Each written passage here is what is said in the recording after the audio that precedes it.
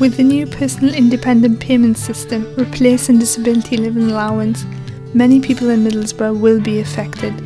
One of those people is Emma Dorey, a 20-year-old student from Teesside University studying multimedia journalism.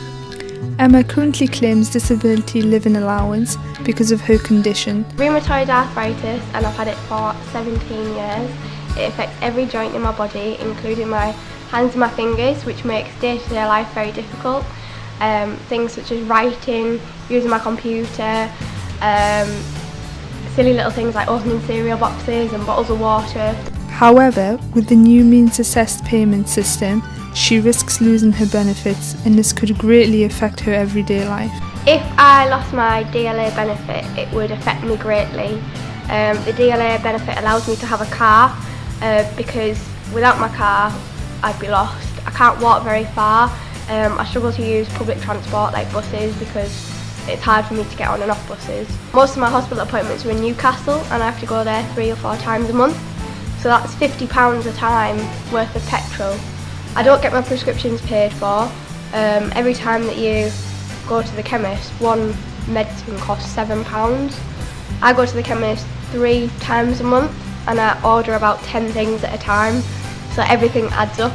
So without the money, I can't afford my medicines, and without my medicines, then I'm going to get worse. I'm really hoping that my benefit doesn't get cut. I spoke to Teesside Equality and Diversity Advisor on the subject. I think cutting benefits to disabled people is not going to help them to get a job, and it's already very difficult to claim disability living allowance.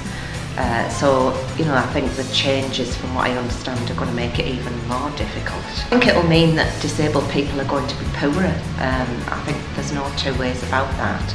And I think that probably people with mental health problems might be made worse through the stress and worry of being reassessed and worried about losing benefit that may make them more ill.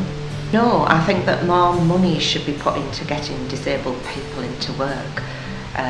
There is a fund, the Access to Work scheme, and funding was actually cut for access to work a few years ago, which makes it more difficult for disabled people to be able to get work.